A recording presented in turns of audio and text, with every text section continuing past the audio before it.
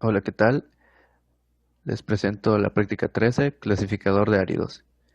Objetivos. Accionamiento indirecto de dos cilindros de doble efecto y uno de simple efecto, cada uno con una válvula de control final. Reconocer que la frecuencia de oscilación puede variar con la alimentación del aire. Constatar que se puede influir sobre varios elementos finales de control con un generador de señal. Válvula de accionamiento por rodillo. Nos vamos a lo que es la descripción del problema. En una estación de machaqueo, las piedras procedentes del triturador alimentan a dos tamices por medio de una cinta transportadora. El tamiz superior fino oscila en un movimiento de vaivén, inverso al del tamiz inferior vasto. La frecuencia de oscilación de los cilindros de doble efecto se fija en 1 Hz por medio de la presión de aire que los alimenta, de acuerdo con la carga. La inversión se realiza por medio de válvulas de accionamiento por rodillo. Un tercer cilindro de simple efecto desbloquea los tamices por medio de un cable. El clasificador de áridos se conecta y desconecta por medio de una válvula con un interruptor selector. Podemos ver lo que es el croquis del problema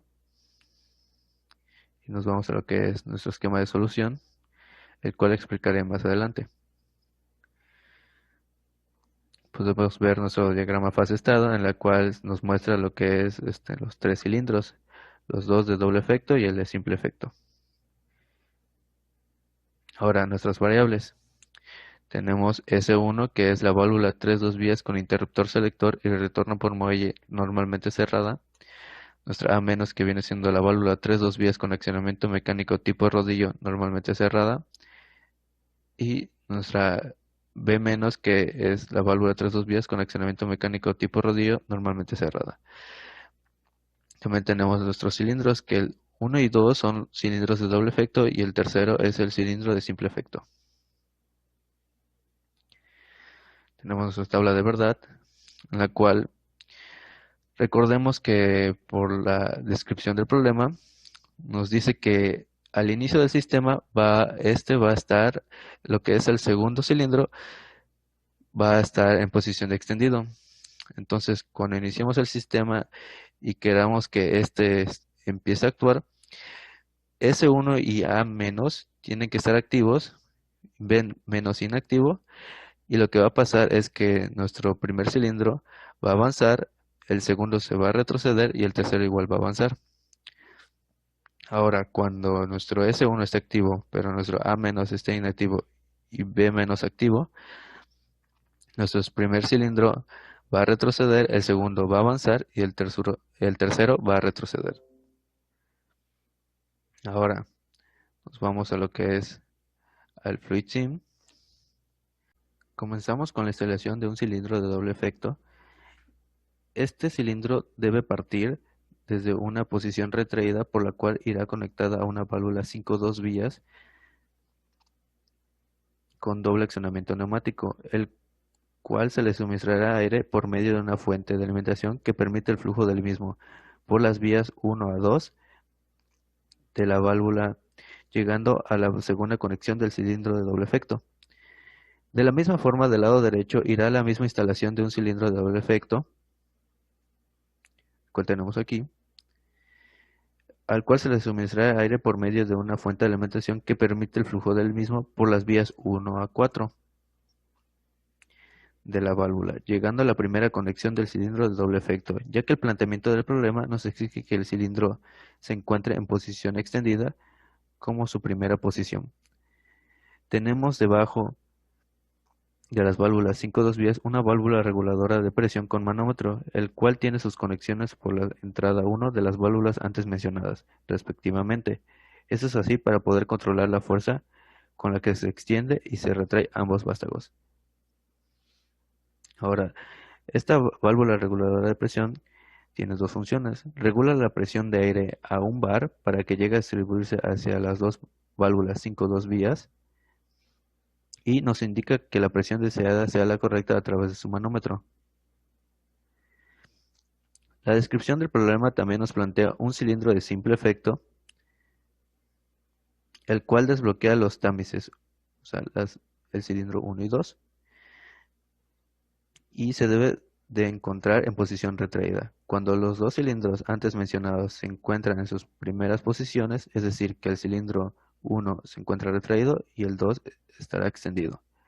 Para el cambio de estado del tercer cilindro, se le ha conectado una válvula 3-2 vías con doble pilotaje neumático normalmente cerrado, el cual se encuentra conectado a su propia fuente de alimentación, pero al encontrarse la válvula cerrada no se permite el paso del aire hasta el cilindro y por lo tanto contaremos con el cilindro en su posición retraída como nos pide el problema.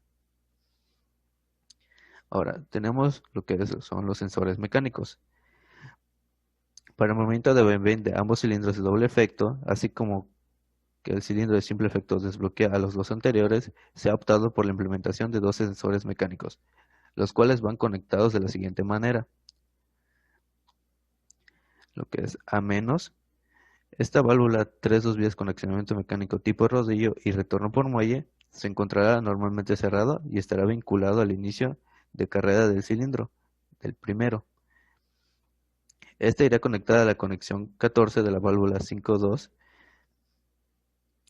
para que, de lo que viene siendo del primer cilindro, para que esta última conmute y permita el avance del cilindro. También irá conectada a la conexión 12 de la válvula 5-2 del segundo cilindro para poder conmutarla y ocasionar el retroceso del cilindro. Recordemos que el cilindro de simple efecto debe extenderse cuando las condiciones anteriores se estén cumpliendo, por lo que el sensor mecánico también permitirá el cambio de estado de su válvula 3-2 por medio de la conexión izquierda. Para B-, esta válvula 3-2 vías se encontrará normalmente cerrada y estará vinculada al inicio de la carrera del segundo cilindro. Con la válvula anterior mencionada, regresaremos a su estado anterior a las válvulas con doble pilotaje neumático que conmutamos con el sensor mecánico anterior. O sea que los cilindros regresarán a sus posiciones originales.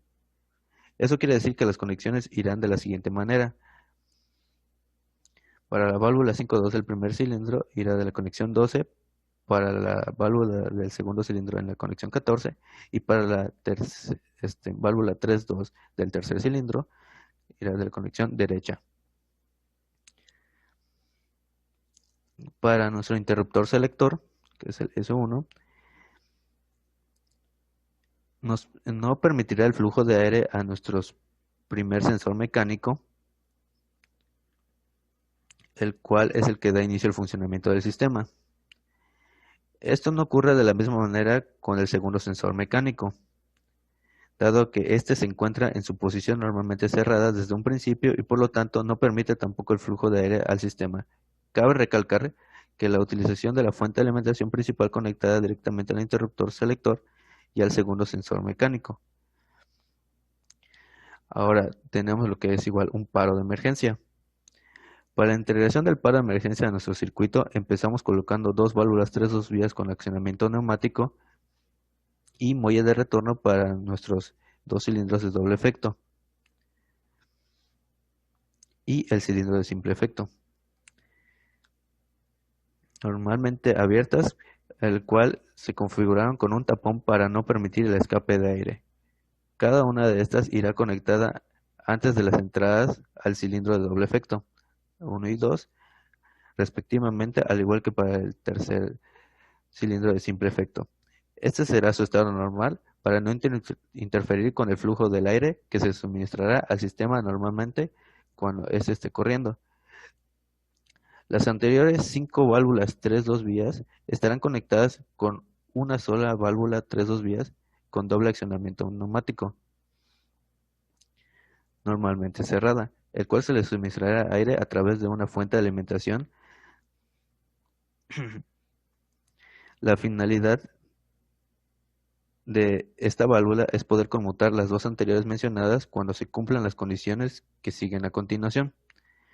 Una de las conexiones de nuestras válvulas 3-2 vías con doble accionamiento neumático va directamente a una válvula 3-2 vías con interruptor selector y muelle de retorno, que es nuestro paro de emergencia.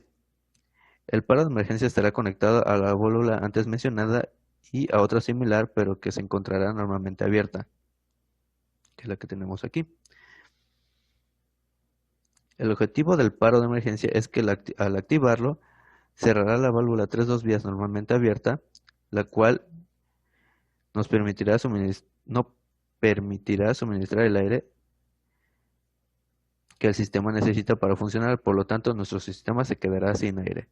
Por otro lado, la válvula 3.2 vías con doble accionamiento neumático que se encontraba normalmente cerrada, pasará a un estado abierto, permitiendo conmutar de esta manera las primeras 5 válvulas 3.2 vías con accionamiento neumático. Cuando esto finalmente ocurra, se cortará el flujo del aire que suministraba por ambas conexiones de los cilindros de doble efecto y por la conexión del cilindro de simple efecto. Sin embargo, el vástago de los cilindros se encontrará en un estado de estrangulamiento, dado que las válvulas 1 a 5 no permiten que el aire escape a la atmósfera, gracias a los tapones que se les fue integrados. El vástago se quedará en la posición en la que se encuentra en el instante que se acciona el paro de emergencia.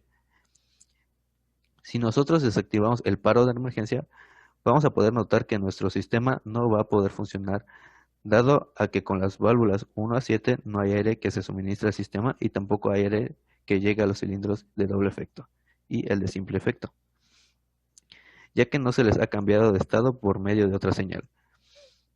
Para solucionar esto, tanto la válvula 6 como la válvula 7 se han conectado a una válvula 3.2 vías con accionamiento manual y retorno por muelle, lo que viene siendo nuestro reinicio, el cual nos permitirá conmutar las válvulas 6 y 7, ocasionando que el aire pueda ingresar a nuestro sistema nuevamente y conmutando las válvulas 1 a 5 que no permitían el acceso del aire hacia los cilindros.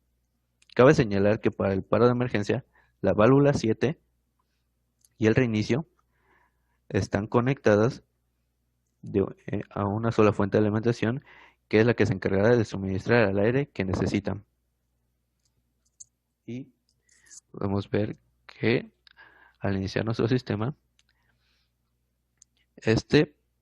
hasta que no le demos en este está apagado. Encendemos el sistema y podemos ver que el segundo cilindro, inicia en su estado extendido, mientras que los otros dos están retraídos. Ahora, para arrancar el sistema, activamos lo que es S1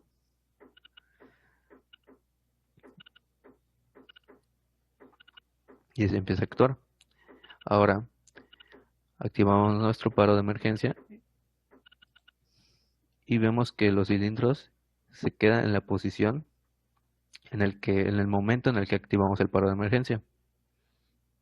Ahora, para reiniciar el sistema, volvemos a activar lo que es nuestro paro de emergencia y de ahí nuestro reinicio. Y vemos que el sistema regresa a su funcionamiento original. Eso sería todo.